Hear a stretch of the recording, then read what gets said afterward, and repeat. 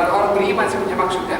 Karena kita diperintahkan hafdzul janah, yakni bertawadhu kepada orang-orang yang beriman. Dalam hadis ini diceritakan tentang Nabi sedang menyampaikan khutbah. Ada perbezaan riwayat. Adakah khutbah itu khutbah Jum'ah ataupun khutbah biasa bukan Jum'ah? Ketika Nabi sedang berkhutbah, lalu seorang berkata, "Ya Rasulullah, seseorang yang tidak tahu hal ehwal agama datang kepada engkau untuk bertanya tentang masalah agama. Bolehkah engkau ajarkan kepada aku?" Nabi turun daripada khutbahnya, ambil kursi, duduk di atas kursi. Nabi ajarkan secara pribadi, kelas private, tapi di hadapan orang ramai. Khutbahnya ditinggalkan oleh Nabi SAW. Dari kejadian ini memberikan satu pemahaman dan faedah beberapa perkara penting.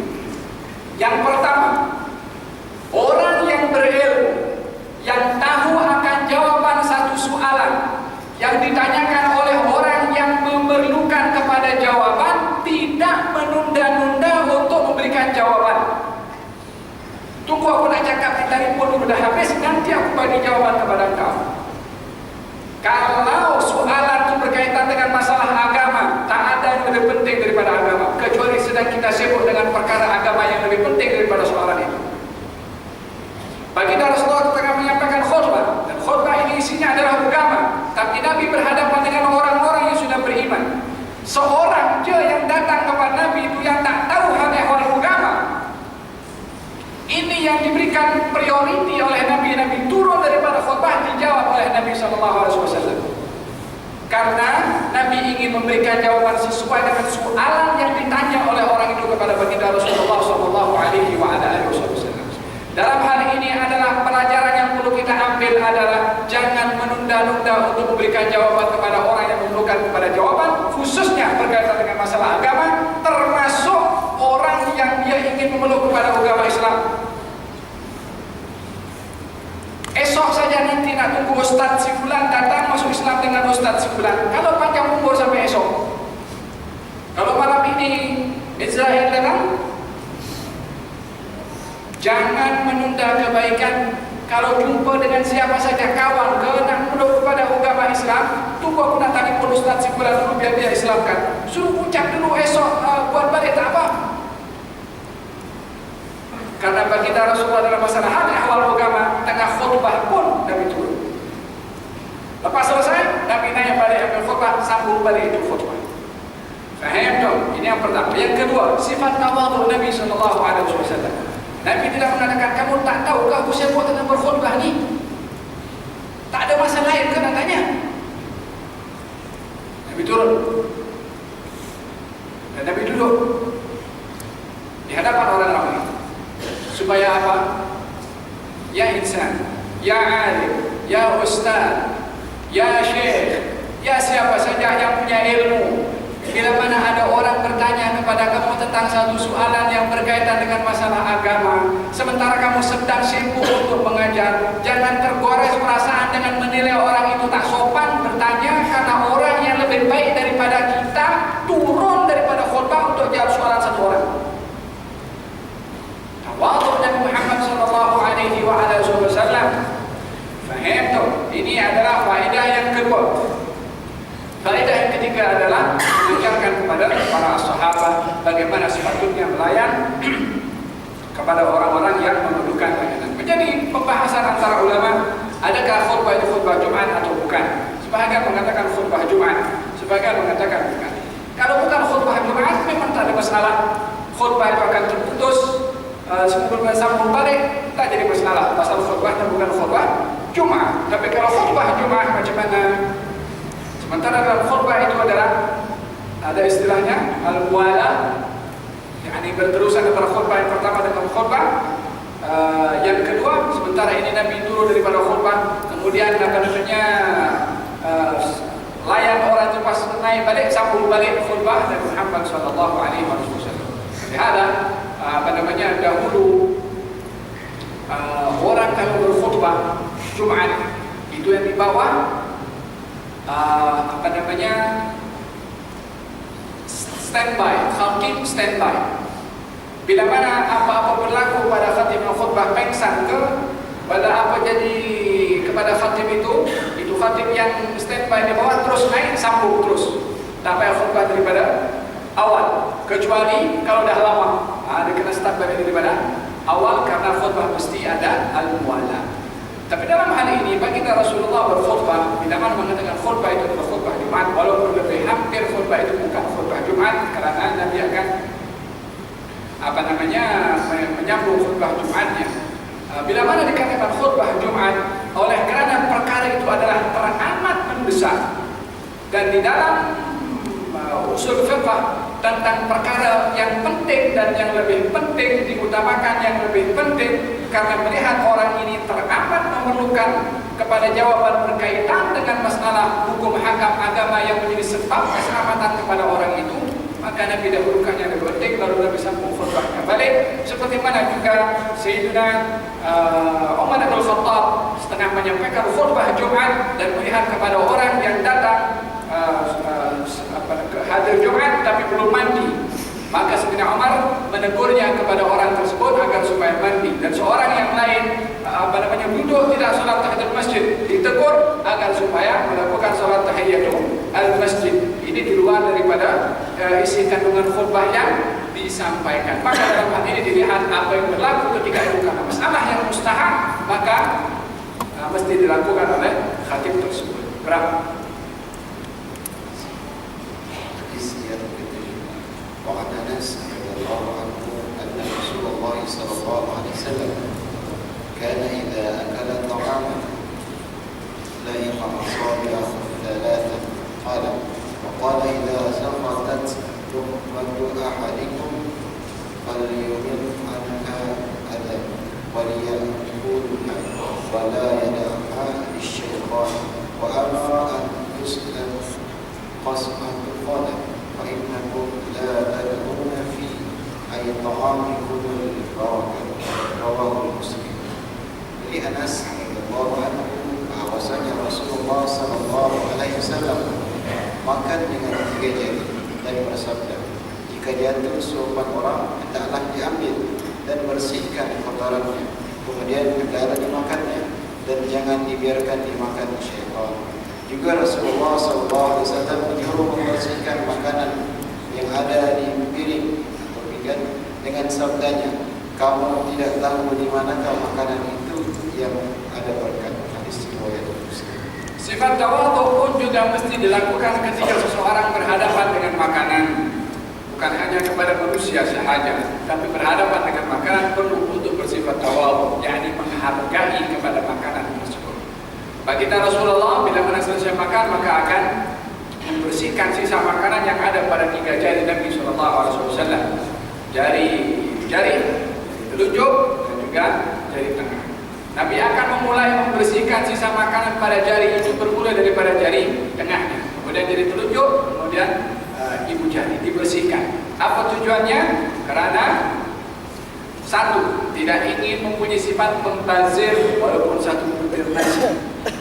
2, ingin menghargai rezeki Allah Subhanahu wa taala walaupun hanya satu butir nasi.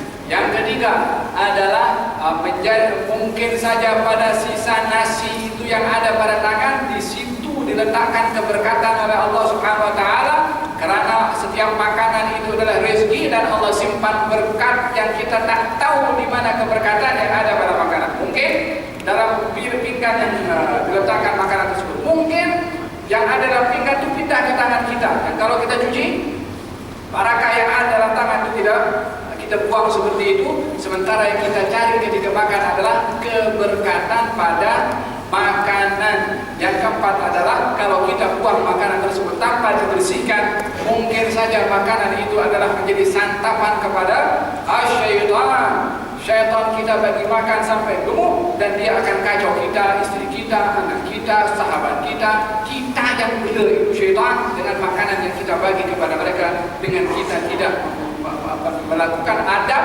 ketika makan. Baik, bismillah, adab pun termasuk daripada sisa makanan itu adalah tidak mudah untuk, atau jangan sampai terbuang. Sampai dalam hadis ini, kalau makanan jatuh, ambil, bersihkan. Mungkin orang kata, oh kotor dah itu, macam tak ada nasi kat rumahnya. Nah, ikut cakap orang, atau nak ikut perbuatan Nabi Sallallahu Alaihi Wasallam, nak ikut cakap orang pun, nak ikut cakap Nabi, bersihkan makan. Kecuali kalau memang dah nampak itu benda bercampur dengan benda yang memang tak boleh sama sekali untuk dibersihkan dari makanan, okeylah. Tapi selagi masih boleh dibersihkan, faham tak? Ini yang dilakukan oleh baginda Rasulullah Sallallahu Alaihi Wasallam. وعن ابي هريره رضي الله عنه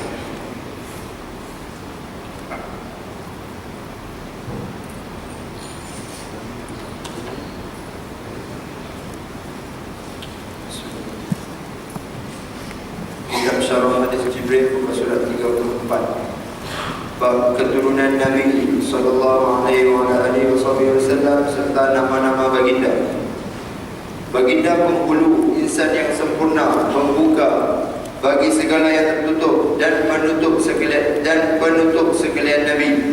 Sayyidina Muhammad bin Abdullah bin Abdul Muttalib bin Hashim bin Abdul Manaf bin Qushay bin Kilab bin Murrah bin Ka'ab bin Luay bin Ghalib bin Fihr bin Malik bin An-Nadar bin Kinana bin Khuzaimah bin Mudrika bin Ilyas bin Mudar bin Nidar bin Ma'ani bin Adnan, dan Adnan daripada keturunan anak Nabi Ismail bin Ibrahim alaihi salatu wassalam.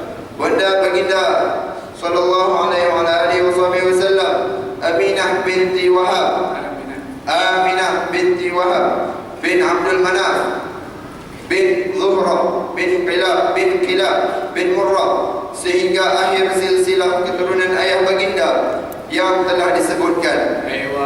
Baginda Rasulullah Sallallahu Alaihi Wasallam menceritakan tentang nasab dan keturunan beliau untuk memberikan perhatian bahwasanya supaya manusia mengenali kepada nasab baginda Rasulullah Sallallahu Alaihi Wasallam dan juga mengambil berat tentang nasab beliau dan juga mengambil berat tentang nasab orang itu sendiri.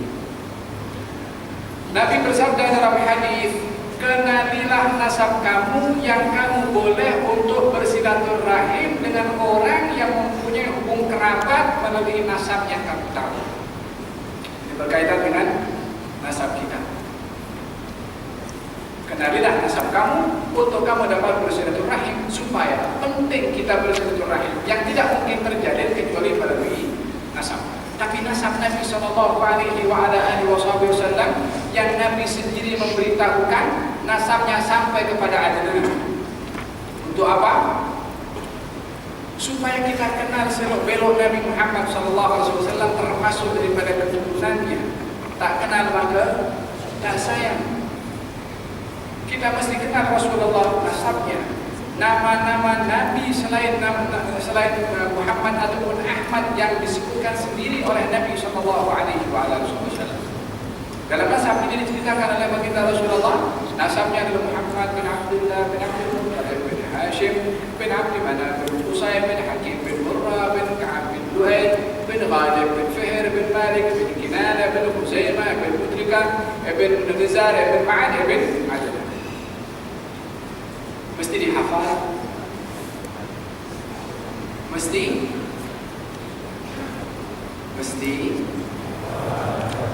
dihafal. Ini nasab Nabi Sallallahu Alaihi Wasallam sebutkan, artinya ini adalah bahagian daripada hadis Nabi Sallallahu Alaihi Wasallam.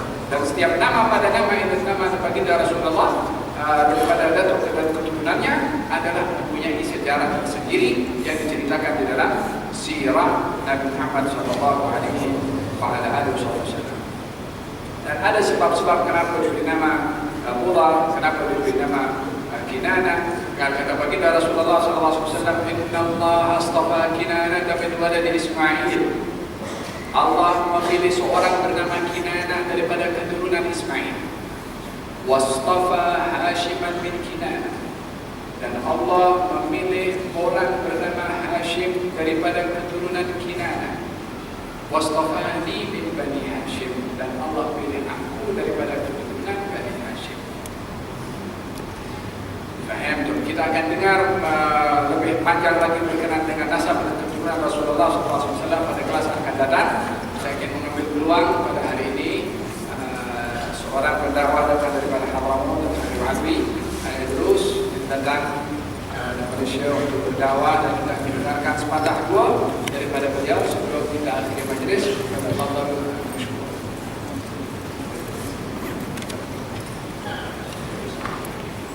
Dan akan dilakukan adalah Ustaz Ahmad Syekh.